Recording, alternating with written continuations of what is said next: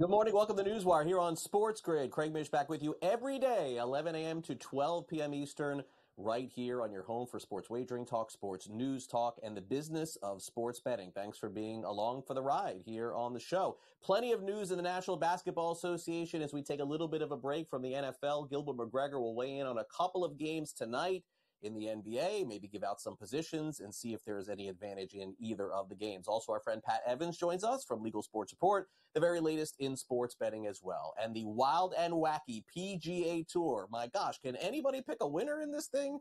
The first month of the tour has been insane. They're at Pebble Beach this week. We'll see if Brady Kannon can give us some positions at the Pro-Am coming up this weekend. But let's first start off with news from the upcoming Super Bowl in Las Vegas. And unfortunately for the Kansas City Chiefs, not the best news. Their defense has been fantastic all season long. They're not going to have Charles Omenihu in the Super Bowl. He tore his ACL in the AFC Championship, 7 sacks this season, a huge impact in virtually every game that he played in, along with Chris Jones on that vaunted defensive line with Steve Spagnuolo. How will the Chiefs be able to pick up the pieces from this injury? Naturally, we have almost 2 weeks to figure it out, so I'm sure we'll get into it as well. But that's the big news from the upcoming Super Bowl. Naturally, this is not a player that's going to alter the point spread line or anything like that, which, by the way, still stands at San Francisco -1.5 over on the FanDuel Sportsbook. Okay, now let's get to the latest hirings and some changing around in the National Football League coaching-wise. We'll start off with the Chargers. They're set to hire Joe Horitz as their general manager. He is the Ravens director of player personnel. Goes over from one Harbaugh to another Harbaugh. Yeah, that's the way it works. We keep it all in the family. Vikings tight end TJ Hawkinson has surgery for his torn ACL. Normally, as you know, this sort of injury keeps you out 6 to 8 months, sometimes even longer. So remains to be seen if Hawkinson can be ready for the start of training camp, although he is expected to play for the Vikings this upcoming season, which is still several months away. The Falcons have named Jimmy Lake as their defensive coordinator. He's a former Rams assistant. And how about this one? Interesting news from the National Football League. They announced that players who are playing in the Super Bowl are prohibited from gambling in Las Vegas. Now, also keep in mind, if I'm not mistaken, they're trying to put the teams far away from the Las Vegas Strip. But again, completely legal in the state of Nevada. And by the way, we talk a lot of sports betting here. This is not limited to just sports betting. This is table games, slots, everything else. NFL players in the Super Bowl prohibited from gambling all next week when they end up arriving. Over in college basketball, Old Dominion's hoping for a berth in the NCAA tournament. They lose their top scorer from the team. Vashon Aulette was the ODU's leading scorer, 17.4 points per game. He's a freshman from Toronto. He was second in the Sun Belt Conference in scoring. As we get closer to bracketology, big loss. If we have more information on why he's not playing, we'll give it to you. By the way, Wisconsin, they're having a nice year. They're ranked the highest in the AP poll over the last 3 years. They're up 7 spots to number 6, trying to get themselves into, of course, a good position in the Big Ten and then maybe a top 2, top 3 seed in the NCAA tournament. Mississippi State hands number 9 LSU, their second straight loss on the women's side. What's going on with LSU? They've lost a couple of games, defending champs. And also Baylor makes the announcement yesterday they're going to retire Brittany Griner's number 42, and it will take place February the 18th when Baylor hosts Texas Tech. In the National Basketball Association last night, a little bit of fighting, a little bit of arguing. We love the drama in the NBA. Anthony Edwards, after the game last night, they beat the Thunder. Minnesota did 107-101. Edwards said after the game they were playing 8-on-5 in that game last night. Not 5-on-5, but 8-on-5. Why? He's alluding to the referees. Yikes, going to get a fine there. Jared Vanderbilt ejected from Monday's game after a confrontation with none other than Dylan Brooks. He's had his fair share of skirmishes, as we would say, in the past. How about the debut for Doc Rivers? He loses in the coaching debut, 113-107. Denver gets the 6-point win there. And former NBA player Rajon Rondo was arrested over the weekend on drug and gun charges. 37 years old. He was taken to jail, and he ended up posting bonds. So not the best news there for Rajon Rondo, former good player with the Celtics, good defender as well. Okay, in other sports headlines, I actually have some baseball news to on here on the show today. Shocking, right?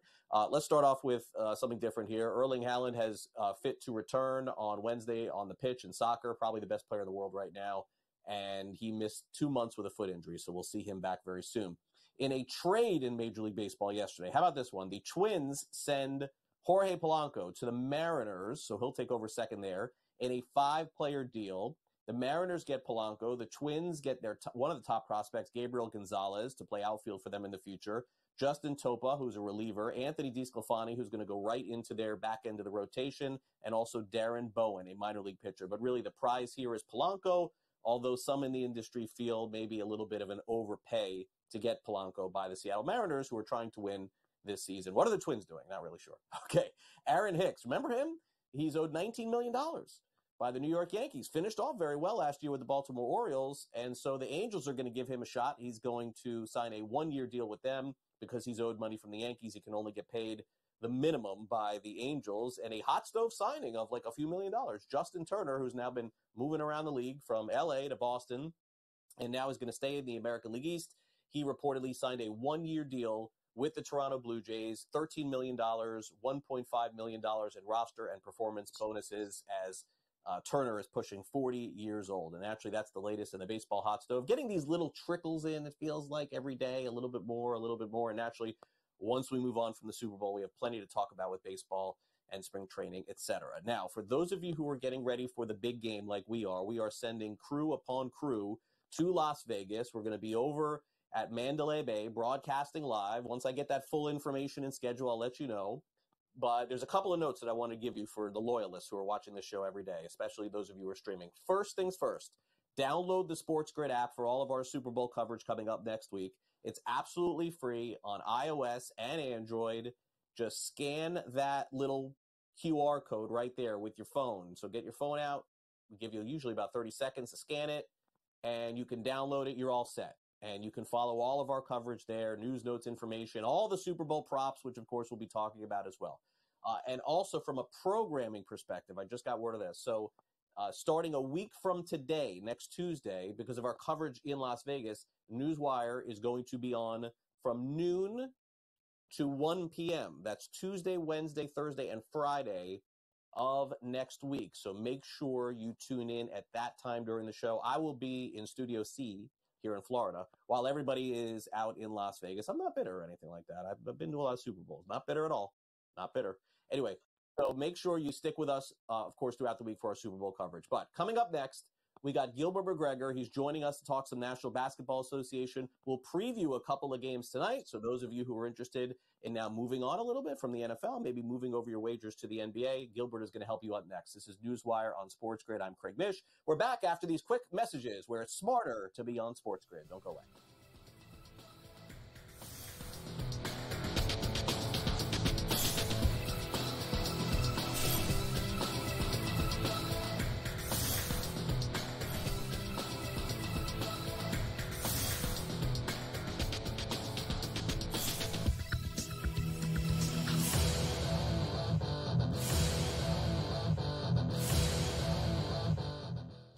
Quarterback at quarterback. We're going to lay some juice. We're going to have some dog prices. And we're going to go right in the middle.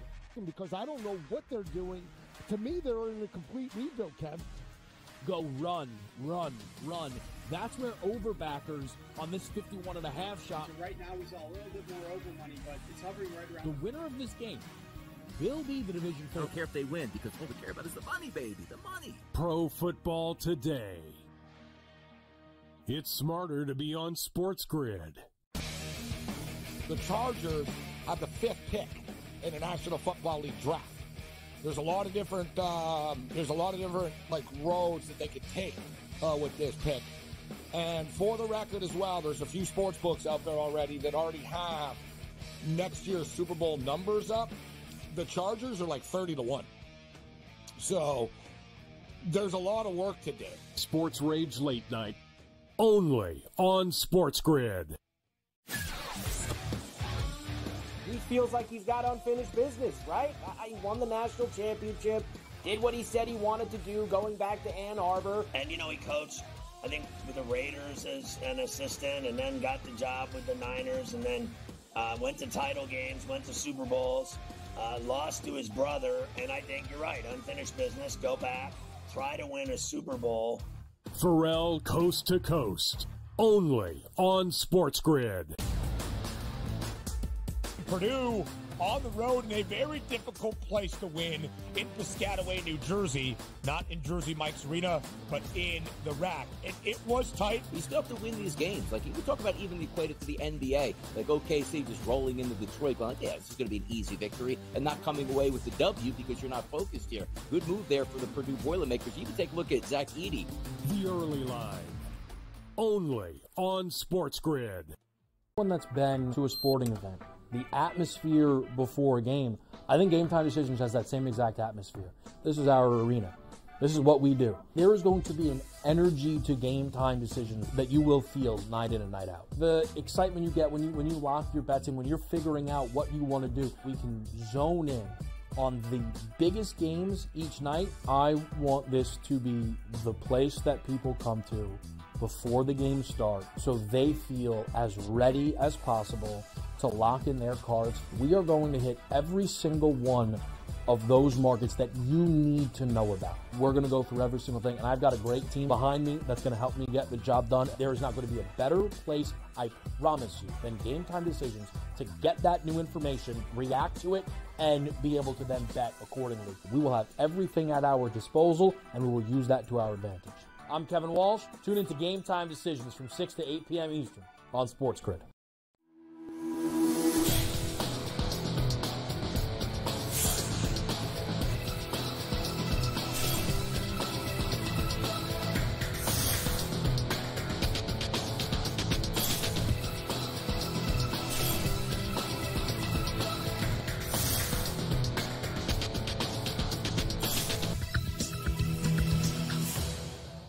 Welcome back to NewsWire here on SportsGrid. We got games to review tonight in the NBA. We also have another massive explosion in scoring from a player too. Gilbert McGregor is here to break it down. I feel like back-to-back weeks we bring in Gilbert. I mean, maybe when we schedule Gilbert on the show, guys, that we should know that someone is going to have a monster game the night before. Gilbert, you're good luck for that. I wish we could predict that though. Can you send me a text? Tell me who it's going to be.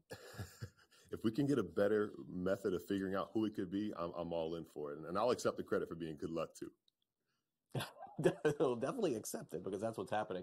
Okay, and your picks, too, last week came through as well. So you've been hot lately, Gilbert. Let's do that, and then we'll go back to Luka and everything that he did because, people are watching us to go ahead to tonight. So, look, Indiana continues to be up against it with injuries. We understand that, although Tyrese Halliburton and Porzingis are game-time decisions. Line is sort of telling me, though, that at least one is not playing. I don't know about you. The line is -7, Boston's favored. We know how awesome they've been at home, and I think that factors in, too. Total is 244 in this game. I don't know how you usually position it over at Sporting News, but the way that I position the NBA, Gilbert, is I enjoy talking about it in the morning, but you sort of have to be a little insane to bet on anything in the NBA until we get to, practice reports mid-afternoon. It's really hard to do. Absolutely. I think especially with this game, you mentioned Tyrese Halliburton. He's missed the last 5 games, but he's slated to return tonight. Kristaps Porzingis did not play for the Celtics last night. Maybe that was a precaution to get him back in action for tonight, which is a primetime game on national television. The Celtics are at a rest disadvantage. They played against the Pelicans last night and needed to stave a fourth quarter comeback to get back in there. So it required a little effort from them. And the Pacers have been resting. But that being said, I still like the Celtics in this game simply because Tyrese Halliburton's been out for a while. He has to get used to his new teammate in Pascal Siakam. I do think they'll be able to keep it close just because they get up and down the floor so quickly. But I think that the Celtics are a better team. And the last time these two teams played in Boston, the Celtics won by 50 points. Tyrese Halliburton didn't play in that game, but still history has to mean something there. And I do think the Celtics have a little chip on their shoulders because they lost to the Pacers in the in-season tournament. And the last time these two teams played in Indiana, the Pacers won on a controversial call. So I think the Celtics will be extra motivated tonight. And Jason Tatum usually has good games against this Pacers team. All right, so there you go. Maybe take the points tonight with Indiana. By the way, if one of those two players does play, this line will not be 7 at 5, 6 o'clock Eastern. So keep that in mind as well. Maybe you want to take it now. Okay, now the Golden State Warriors have had an up and down season, to say the least, inconsistent, probably the best way to describe it. Philadelphia is one of the best teams in the NBA when they have Joel Embiid playing. And here we go again, more drama, more controversy in the NBA. Has that huge game, does the whole Wilt Chamberlain with the points thing, and then he's done. He's just not playing anymore. You can't make this stuff up. So look, I mean, I don't know what's going to happen here, Gilbert. Look, I know the most important thing is for them to have Joel on the court in the playoffs. I get that. But it doesn't. Why does it seem so unreasonable for this guy to play like 65 games in a season? I don't even think we should be talking about this. But here we are. The guy just rests a lot. Is there any other way to put it? You know, Craig, I'm actually starting to get concerned because, you know, we talked about this season and the benchmarks that players have to meet in order to win All-NBA and win MVP. And Joel Embiid is steering pretty close to that line. I believe he's missed 13 or 14 games now, and the maximum you can miss is 17. He had that big game last week, took a little bit of a step back. They lost to the Pacers, and he's been out ever since. And there's been conflicting reports about how serious his knee injury is. And I'm sure we'll learn tonight as they have a national television matchup and an opportunity to avoid losing their third straight game, because this 76ers team down Tyrese Maxey and Joel Embiid last night lost to a lowly Trailblazers team. So on the flip side, you look at the Warriors, who are coming off of a pretty intense battle with the Lakers over the weekend, who I would say it was a heavyweight battle, but these two teams are at the bottom of the Western Conference. But a really good game between two generational talents in Steph Curry and LeBron James. So I expect the Warriors to try to bounce back from that, but injury has had its hand with the Warriors as well. Chris Paul remains out. Moses Moody is another player who's key to their rotation that remains out. So all of it depends on whether or not Joel Embiid and Tyrese Maxey will be back in this one. But if one or both are out, I do like the Warriors taking care of their home court, especially looking to bounce back from the way they lost over the weekend. All right, currently -3.5 over on FanDuel, as you just saw there. All right, so now let's go real quick to last night's big game. Luka Doncic has 73 points. Over the last 9 games, he's averaging 45 points, 9 rebounds, 15 assists. What's really funny about Luka, Gilbert, I don't know if maybe you'll agree or you'll disagree. You'll tell me. It felt like 2 years ago he was the hottest discussion in the NBA. Like, he was part of all of it. He's going to win multiple championships. He's going to win multiple MVPs. I think that he's done nothing except for prove that he can do that. But Dallas hasn't really properly built enough around him to win. Mark Cuban still running the operation, but interesting message to see that some of the teams sold there as well. And look, I'm not saying we're going to go through a whole drama with him as far as leaving or anything like that. But what has to happen here, Gilbert, for us to pay more attention to him now? It feels like this is the one player in the NBA that was in the news cycle every day for like a year, and now is like kind of like an afterthought. And he has these big games, and it's like, oh, great, but we know Dallas isn't doing anything. It's funny, Craig. I think you kind of see history repeat itself. I think it happened early on in LeBron James' career. It happened at a certain point in Giannis Antetokounmpo's career as well. We get a little spoiled. We get used to these once-in-a-lifetime talents doing things that at a certain point we just shrug at it. You know, we saw Luka Doncic score 60 points in a game last year, then score 73 points in a game this year, and I think he's averaging, 45-plus points over the last 6 or 7 games, which nobody else has done except him. And I think what happens is we get a little bored or we get a little spoiled by it because we haven't seen him win the big thing yet. But I think it's important to remind ourselves that he hasn't even turned 25 yet. He will late February. So to say that he's doing all these things before his 25th birthday is a reminder of just how special he is and the fact that the best is yet to come for him. With respect to this Mavericks team, they've kind of continued to try different things to build around him. At first, they tried Kristaps Porzingis, then it was Jalen Brunson, and now it's Kyrie Irving. And again, there's some similarities to what the Bucks and Cavaliers try to do around Giannis and LeBron. I think as Luka continues to come into his own, it's scary to say that he probably won't reach his peak until he's 27 or 28 years old, when he really learns to kind of perfect the nuances of his game. And I think that's the part to be excited about. We saw him make it to the conference finals a few years ago. The Mavericks didn't have enough. So I think now they figure out the perfect formula to build the team around him. He continues to do special things that we haven't done before. And I think that maybe we can take a step back and put it in perspective again and realize just how special of a talent he is. But I think that what really won't open our eyes to it is until he leads them to win something tangible like a conference championship or an NBA championship.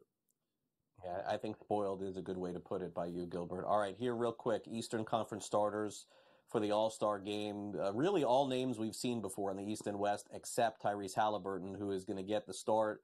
Damian Lillard, Jason Tatum, Giannis, and Joel Embiid. Those are the 5 there. Probably, I'm going to guess 2 don't play in the All-Star game based on what's going on here this NBA.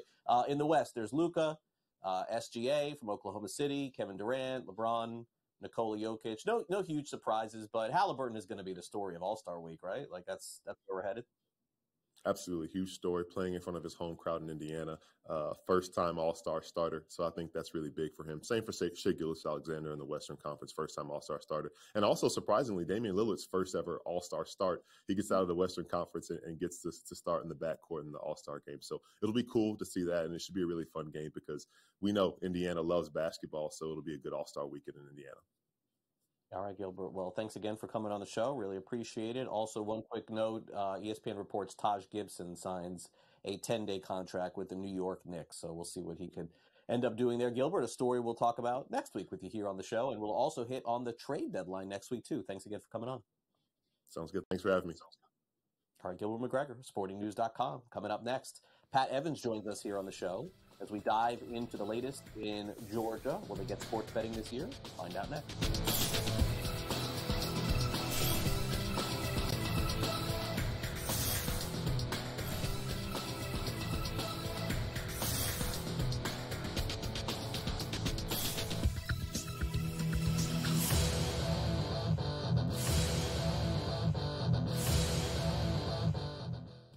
Quarterback at quarterback. We're going to lay some juice. We're going to have some dog prices, and we're going to go right in the middle.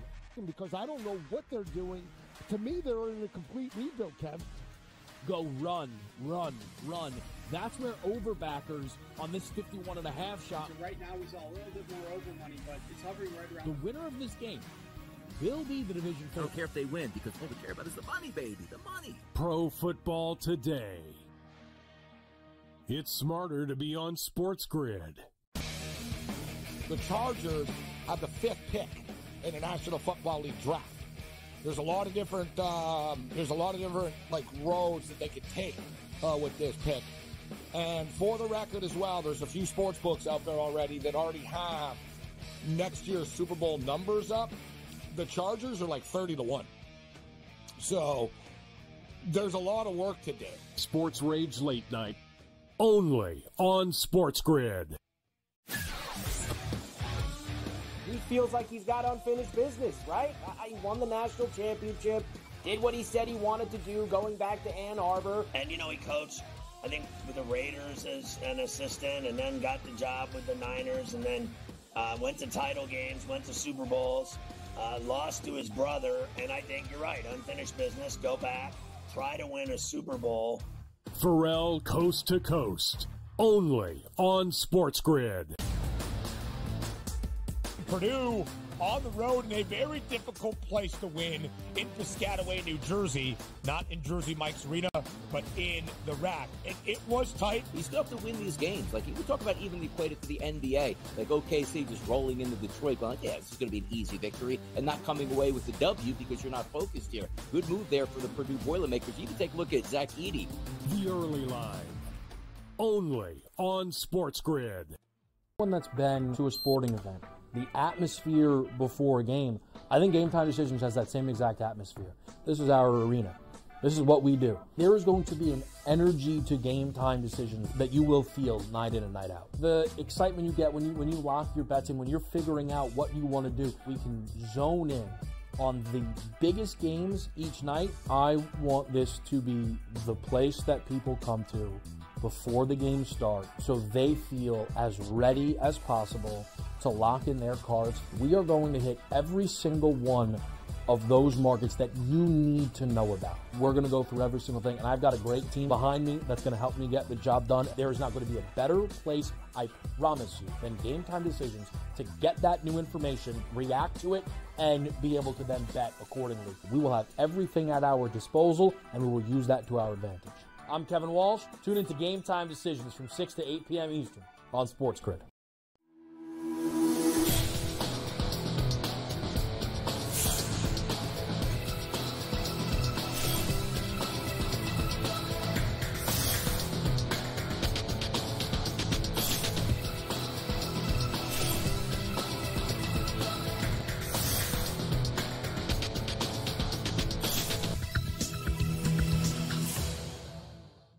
Welcome back to NewsWire. In our quest to find out which states have legalized sports betting in 2024, we check in with our friend Pat Evans from Legal Sports Report, and we focus on that, talk a little bit about North Carolina. They're next in line. Who else is next coming up? Let's find out. Let's bring in Pat from LegalSportsReport.com. Pat, good to see you once again. I know you'll be with me the next couple of days. Great to share a screen with you. Thanks for coming on. It's always great to share a screen with you as well, Craig. It's just a great change of pace right now to be on with you versus watching some Georgia committee meetings earlier today, which those can be a little bit of a drag sometimes. Yeah, very, very exciting times watching those filibustering for both sides. I got to tell you, it's amazing. All right, so you heard Pat. He kind of gave away the lead here a little bit. Georgia is one of the states here in the U.S. that there's a lot of speculation is next in line potentially to get sports betting legalized. They're having a hearing, as you mentioned right now. You took a break to join us. Where does this stand in terms of dynamics? Because once upon a time, maybe a year ago, us doing the show, Pat, you and I talked, forget the South, Florida, never going to happen. Kentucky, never going to happen. Mississippi, can't even get online. Well, here we go. The South has been way more aggressive getting sports betting than we would have anticipated. Is Georgia next? Yeah, I think to your point, coming into this year, all these states, Georgia, Alabama, Mississippi already has retail sports betting, of course, but they want to go online. South Carolina, all these states have been kind of dragging their feet a little bit and saying, maybe sports betting isn't for us. We'll see what happens in Alabama and Mississippi going forward. But in Georgia, we had a little bit of a big development last week. In the past couple of years, we've seen some promising efforts that, give us a little bit of hope that maybe it'll get done, and then it fizzles out, because in Georgia, you've got a very fickle political kind of map to figure out. And sports betting, although we think it's super important, it falls down below plenty of other issues. And you've got the Republicans who control the majority in Georgia, who, they'll do something that the Democrats don't like early in the session, and the Democrats dig in their feet and say, no, we're not going to help you with any issues. And sports betting is one of those issues that you need Democratic support, because there are some Republicans on the majority side who say, we don't like sports betting. And you've got people on the Democrat side who also don't like sports betting. So it has to be a bipartisan issue. This bill that came out last week, interestingly enough, has 12 sponsors, almost as many Democratic sponsors as Republican. It is a Republican-led bill, but you have the Senate minority leader on board as well, which that's a huge progressive step, I think, for sports betting in Georgia. I mean, heading into the year, I had multiple industry sources tell me they were hopeful, but worried politics would get in the way, particularly in an election, a presidential election year. And, so far, this seems to be not that big of an issue. It seems like they're rallying behind this. They realize it's a big source potential for pre-K funding, and that's what they're excited about. There was a hearing this morning, as you mentioned. The committee favored the bill 8-2. It goes on to the Rules Committee and could be on the Senate floor later this week. And so that's a bill we're going to keep an eye on. There's only, I think, 36 senators. It's got 12 Senate sponsors. So you only need a simple majority, because they're getting around the need for a constitutional amendment by tying it to the Georgia lottery. And so they only need the simple majority, and that's only a few extra votes. So, this is a huge step for Georgia, and it could be a sign that it could be this year's Kentucky. Remember last year, we didn't know Kentucky had any sort of chance, and they just kind of slipped it through and said, hey, we're here. And now they're live with sports betting. And so that could be Georgia this year. On the flip side, who knows what's going on in the House right now? And that's where, kind of the politics could come into play some more as we get further into the session and see how the parties are playing together on that side of the aisle. Georgia, lots of positive steps. It would be 17 licenses, including 8 for teams, and like Augusta National would have one, the PGA Tour and NASCAR, as well as 5 teams in Atlanta, and then 7 standalone licenses as well, and a Georgia lottery skin. So, it's a pretty fun framework. 20% of taxes, 20% tax, and so the framework's there. I talked to a source who was on the ground in Georgia, hobnobbing with politicians. And he said, it's got legs, it's bipartisan support. The lieutenant governor likes it. But yeah, it's really just seeing how the rest of the session plays out politically in Georgia. Yeah, no, it does. And look, if Georgia gets it, I mean, who knows? Maybe Texas. I know California's forget it, but maybe Texas becomes next. I mean, look, I think that's more of a progressive state with a possibility.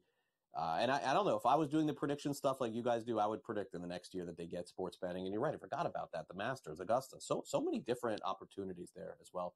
Okay, so now over to Mississippi, they get sports betting legalized. They were first up, and they decided to have it in their retail sports books and all their casinos. Still struggling to kind of get this going online. A new bill is headed toward the state house right now, which could potentially make that happen. So people who live all over Mississippi and not just by the river could bet on sports.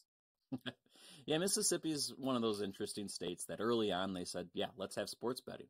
But to your point, they tied it only to retail casinos. But then they also threw in the random, caveat that you can have an online sports book if you're on the property of a casino. Now, only a few casinos have chosen to go that route.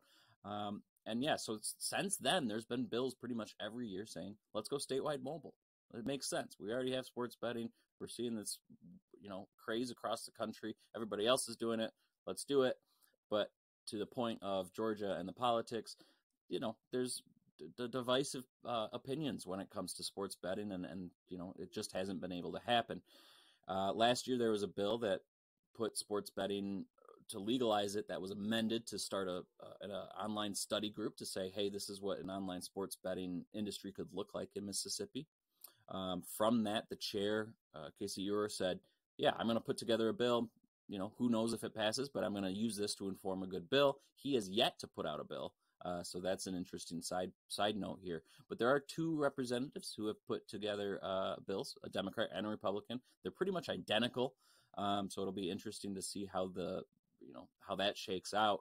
But yeah, it legalizes online sports betting across Mississippi, gives each of the 26 casinos a skin to pair with an operator.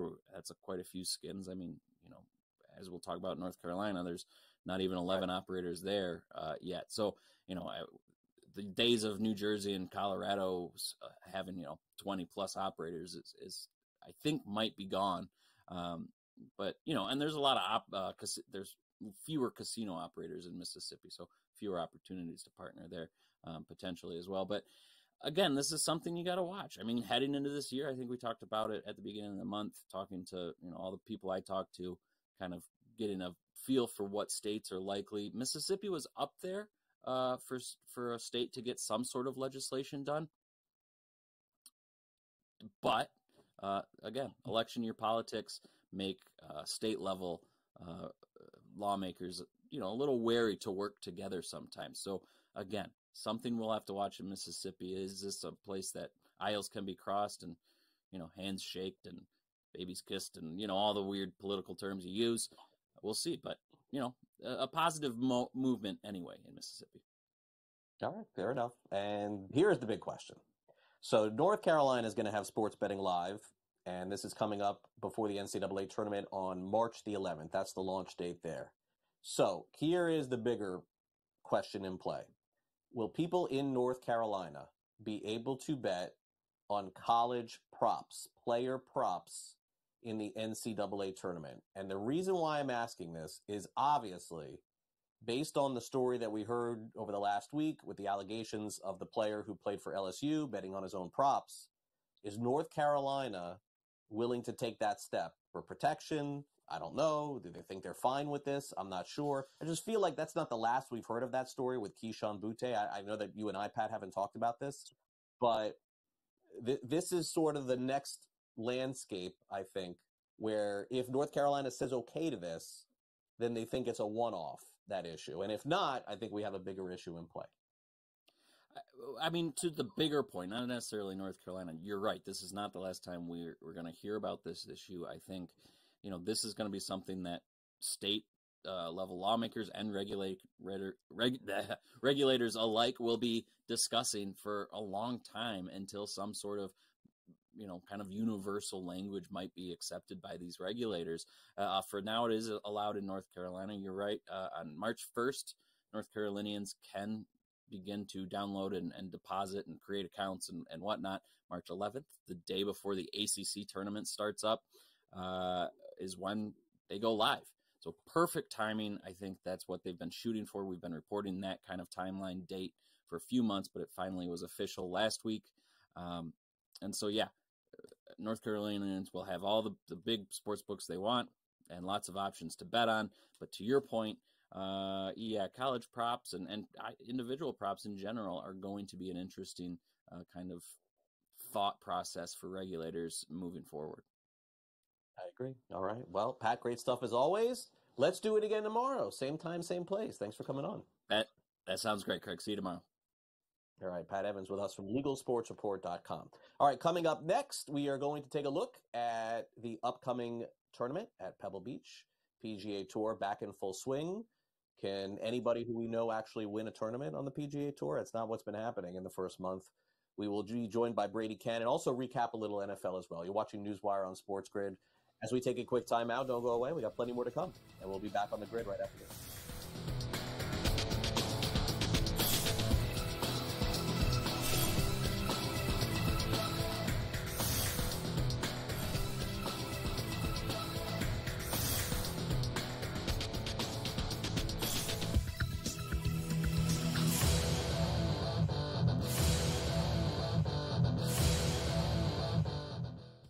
Quarterback at quarterback. We're going to lay some juice. We're going to have some dog prices, and we're going to go right in the middle.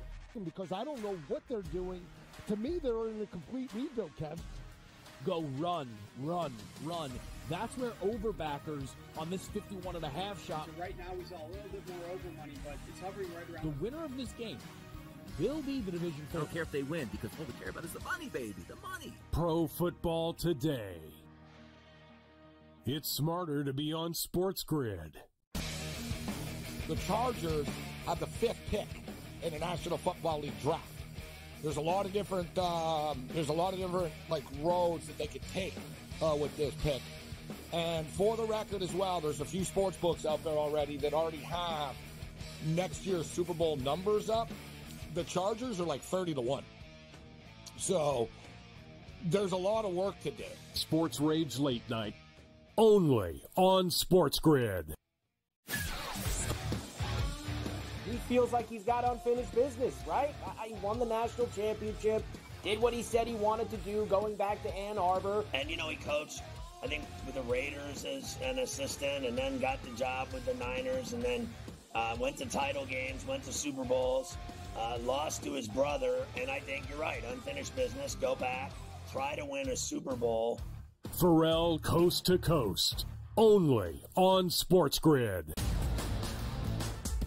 Purdue on the road in a very difficult place to win in Piscataway, New Jersey. Not in Jersey Mike's Arena, but in the rack. And it was tight. You still have to win these games. Like, you can talk about even equate it to the NBA. Like OKC just rolling into Detroit, going, yeah, this is going to be an easy victory, and not coming away with the W because you're not focused here. Good move there for the Purdue Boilermakers. You can take a look at Zach Edey. The early line, only on SportsGrid. One that's been to a sporting event. The atmosphere before a game, I think Game Time Decisions has that same exact atmosphere. This is our arena. This is what we do. There is going to be an energy to Game Time Decisions that you will feel night in and night out. The excitement you get when you lock your bets in, when you're figuring out what you want to do, we can zone in on the biggest games each night. I want this to be the place that people come to before the games start so they feel as ready as possible to lock in their cards. We are going to hit every single one of those markets that you need to know about. We're going to go through every single thing, and I've got a great team behind me that's going to help me get the job done. There is not going to be a better place, I promise you, than Game Time Decisions to get that new information, react to it, and be able to then bet accordingly. We will have everything at our disposal, and we will use that to our advantage. I'm Kevin Walsh. Tune into Game Time Decisions from 6 to 8 p.m. Eastern on SportsGrid.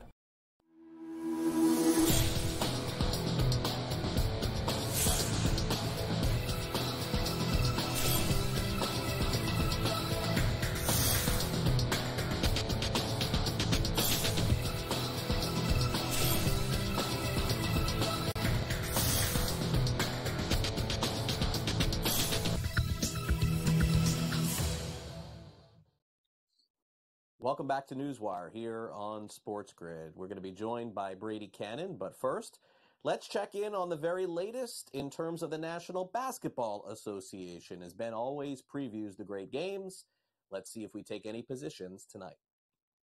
Craig, we go into the association on this Tuesday evening, a couple of marquee matchups in two spots. To Beantown we go first, where the Boston Celtics have been dominant at home throughout this 2023-24 NBA season. The C's now 21-2 at home, the best home record in all of the association throughout this NBA year. A 6.5-point spread in favor of Boston inside TD Garden tonight against the Indiana Pacers and Tyrese Halliburton, who is an all-star this year, Craig, for Indiana. One of the up-and-coming stars in this league, a point guard who orchestrates the offense for the Pacers. But he has missed some time, and Craig, although he is an all-star, he doesn't have many more games he can miss this season due to injury to qualify for the 65-game minimum that is in place this year in the association to be an all-star and, more importantly, an all-pro. But his Indiana team, when booked as underdogs this season,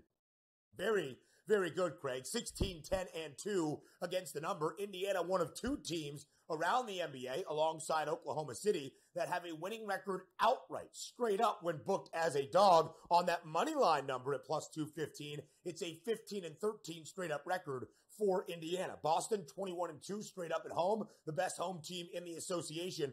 13-10 against the spread as the favored side at home. They have been booked as the favorite every single home game this year in Beantown. From Boston, we go out to the other coast, to San Francisco, where the Warriors will host the Philadelphia 76ers on this Tuesday evening. Notice the spread here, Craig. At this moment, 4.5 points. Make sure you follow that throughout the day to see what the availability is for the Philadelphia 76ers. Of course, Joel Embiid did not play for Philly over the weekend against the Denver Nuggets. He has now missed 11 games this year. Again, when it comes to that 65-game minimum that you must play in the NBA to be considered for all-pro teams, and more importantly, for the reigning NBA MVP, that MVP award this year, that margin of what you are allowed to miss is growing thin. Last year, Craig, Golden State was incredible in San Francisco. Not so great away from home. This year, Golden State is one of 9 teams around the NBA to have a losing record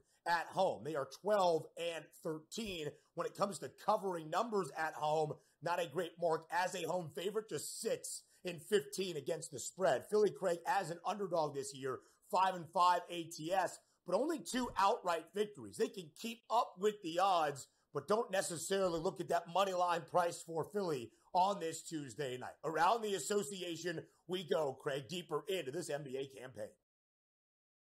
Thanks very much, Ben. We'll check back with Ben tomorrow for the latest in the NBA. Now let's check in on the latest in the NFL and the PGA Tour. Brady Kannon joins us, as always, to break it all down. Brady, great to catch up with you. And we had a fun Sunday of football. We got to wait now a couple of weeks. Glad the PGA Tour is going to step in for us here and give us some fun tournaments. But we'll do some NFL, and then we'll go over to the Tour. Yeah, it sounds good. And, I think it's brilliant the way the PGA Tour has adjusted their schedule, 5 or 6 years ago to get out of the way of NFL football. And very wisely here this week, they use the NFL's bye week before the Super Bowl to go ahead and insert a signature event. They have the designated events now where all the star players show up, and couldn't be a more iconic location than Pebble Beach. So you've got Rory McIlroy and Scotty Scheffler and Jordan Spieth and all the marquee names out there at Pebble Beach while the NFL takes a week off. So I think very good planning by the PGA Tour. You know what? We may as well continue with this, and then we'll get to the NFL, because we have this first before we actually get to the Super Bowl. So let's dive in. Pebble Beach, one of those places I have visited in the past. My gosh, you're right. Iconic, beautiful, incredible, all the words for it. I remember visiting there. It was really one of my favorite stops that I've seen. And you mentioned the big names. Well, they're all there. But here is the problem with the PGA Tour. It's not a problem, actually. But here is, I would say, the dynamic. None of the players are winning. What is going on here? Yeah. I mean, Brady, come on. I haven't even heard of these dudes who are winning on the PGA Tour every week. somebody who's like 500 to 1 or 200 to 1 ends up winning. And then every week, Brady, you come on and you're like, maybe this week, but I think somebody that we know and it doesn't happen. Is this the week that like one of these champions, Rory, Scotty, Xander, Victor Hovland, Jordan Spieth, can somebody we know win a tournament? You would think so, Craig, because this is the first time that the PGA Tour has ever done this at Pebble Beach, where, it's normally a full 156-player field. This is a limited field event, just 80 players in this tournament, and it is also a no-cut event. So you would think with the condensed field like that, that leaves less chance for randomness, like a, 400 to 1 shot or winning something like that. I mean, I was just talking with Sam before we got on the air. 3 out of the 4 weeks on tour this week, I've had a guy finish 1 shot out of a playoff.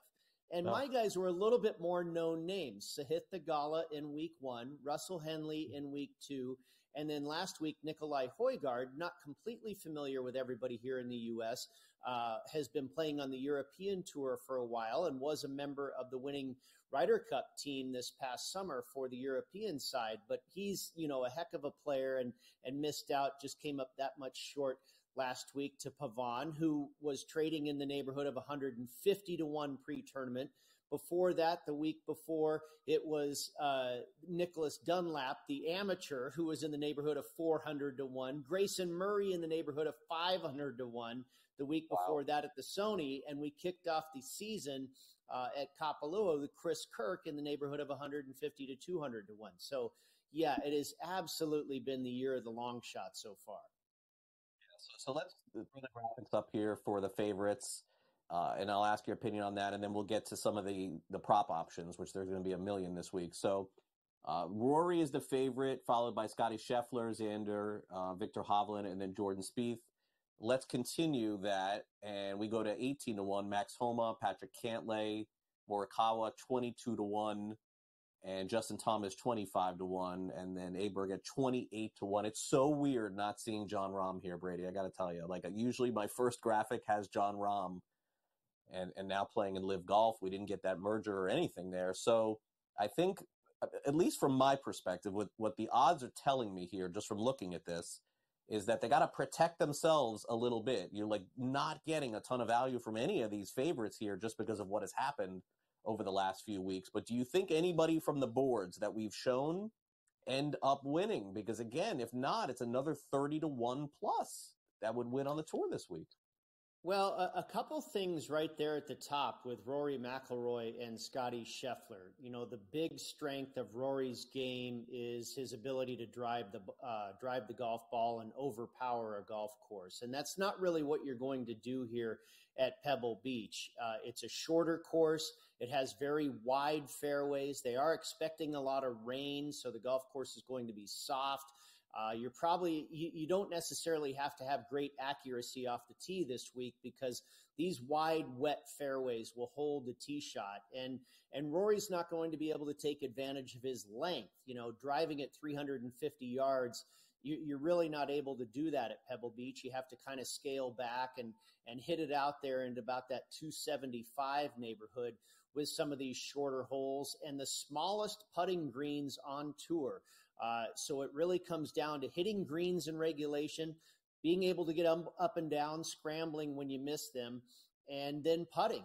So strokes gained approach and strokes gained putting have been a couple of the most important statistics at Pebble Beach the last 3, 4, 5 years, not driving the golf ball. And that, like I say, is really Rory's strength. So I don't know if this course is really right up his alley.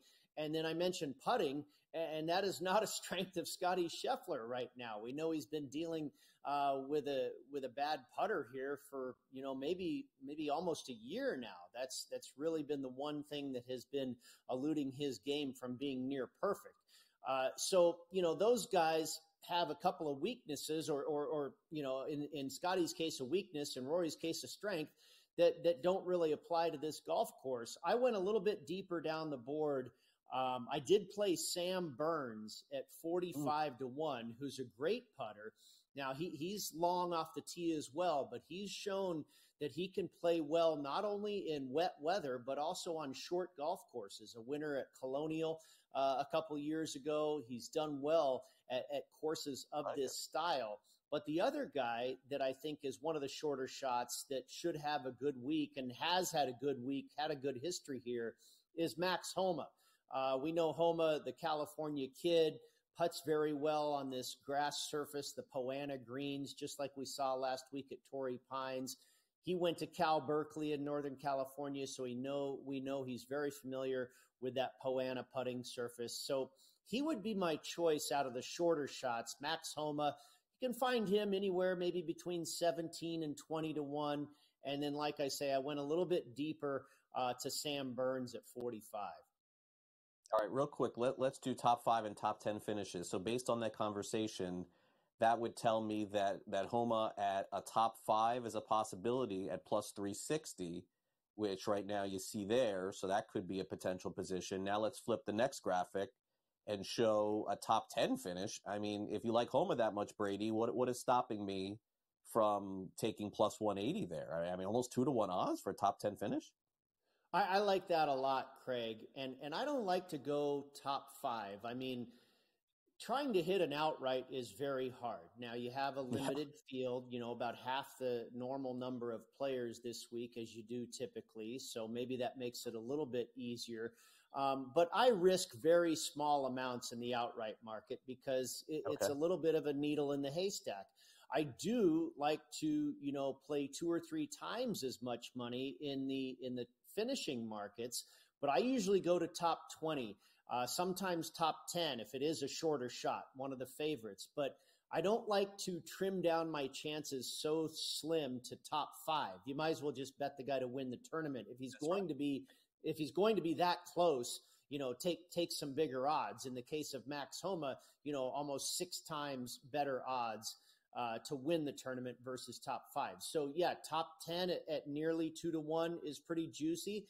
Now top 20 is probably minus money, I'm guessing, but I still don't think that's a bad bet. I mean, you've got 20 places out of 80 in this field for Max Homa to finish. And I don't think that's a bad play at all. So, again, of the shorter shots, Max would be a guy I'm looking at.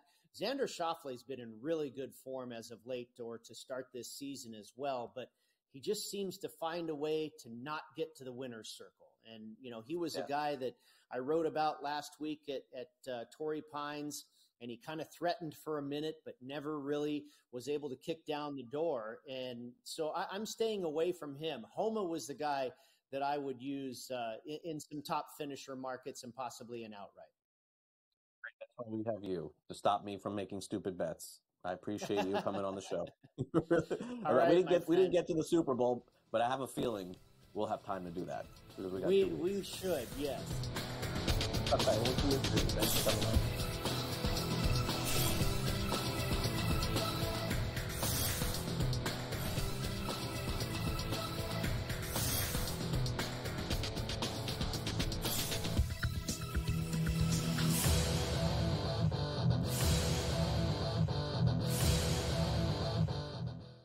Quarterback at quarterback. We're going to lay some juice. We're going to have some dog prices. And we're going to go right in the middle.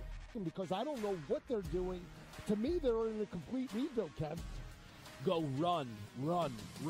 That's where overbackers on this 51.5 shot. So right now, we saw a little bit more over money, but it's hovering right around. The winner of this game will be the division. I don't care if they win, because all we care about is the money, baby, the money. Pro football today.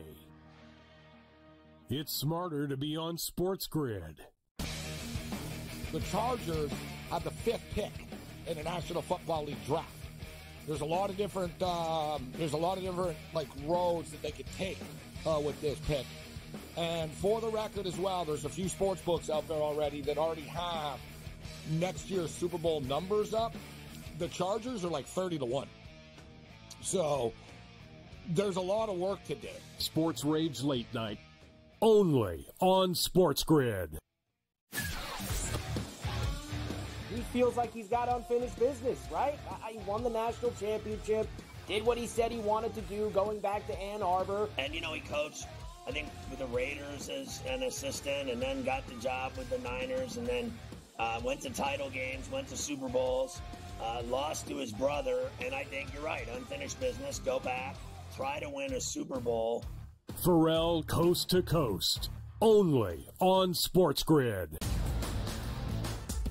Purdue on the road in a very difficult place to win in Piscataway, New Jersey. Not in Jersey Mike's Arena, but in the RAC. And it was tight. You still have to win these games. Like, you can talk about even equate it to the NBA. Like OKC just rolling into Detroit, going, yeah, this is going to be an easy victory, and not coming away with the W because you're not focused here. Good move there for the Purdue Boilermakers. You can take a look at Zach Edey.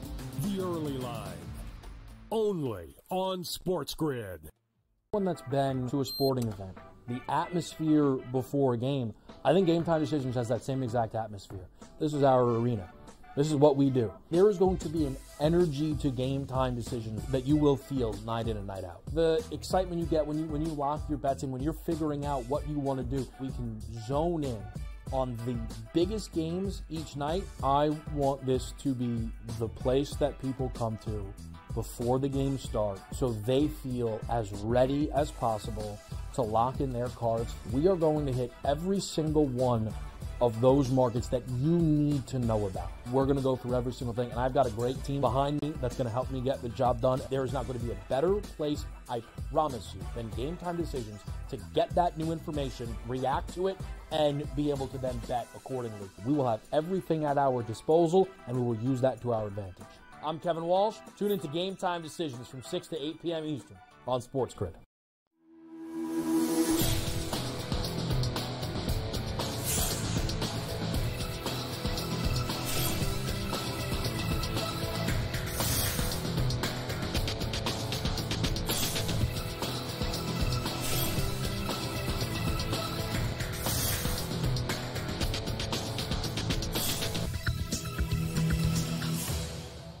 Welcome back to NewsWire here on a SportsGrid. Well, once upon a time, it's been a while. Last time I was in Las Vegas, I'm trying to think, did I stay at the Luxor? I'm not positive, but I know I stayed there before. I'm positive. I never stayed there when the pyramid, though. For those of you who've never been, it's a pyramid, the Luxor. I've never been there when the pyramid has looked like a Dorito chip, and indeed, that is going on. Now, Doritos, big sponsor, of course, NFL, Super Bowl. And the media, who is all staying at the Luxor, is going to be treated to a lot of Doritos. I've been to the Tostitos Fiesta Bowl when it was Tostitos, and they gave me so many bags of Tostitos I couldn't even eat them all. I remember this several years ago. So I'm guessing Doritos is now on tap here. And as you can see, I know the graphics kind of small if you're watching on a phone, but you can see that the media that's staying there is all going to be there, and they're going to be basically having a big chip, not on their shoulder, but in their hotel. And I thought that was cool, so we bring it here to the end of the show. And by the way, at SportsGrid, we are headed there. I don't think that we are staying at that hotel. My understanding is, Sam, I don't know, you are not staying there, correct? That's not you. You are okay. That you are not. So which chip is SportsGrid staying at? Cheeto? The Cheeto Hotel? No, I have no idea. I'm honestly asking. Is it going to be like the I don't know, Frito-Lay Hotel? I legitimately, I am asking. It is one of the hotels. Mandalay. I know Mandalay Bay is where we're going to be at. For those of you who are visiting, you'll be able to see all of our SportsGrid people at Mandalay Bay. But if you're looking for chips, I don't think you're going to find the SportsGrid people there. Anyway, I digress. Good thing our show is over. Get myself out of trouble and off the air. That'll do it for the show. Thanks to Brady Kannon for coming on. And, of course, Ben Stevens, Pat Evans, and Gilbert McGregor, our producer Sam. I'm Craig Mish. I hope you enjoy the rest of your day. Hopefully I'll be back here tomorrow, 11 a.m. Eastern, for our next edition of NewsWire. Michael Cohen will be producing tomorrow, so we'll have a fun time here on the show as well. Hope you enjoy the rest of your day and night, and see you tomorrow.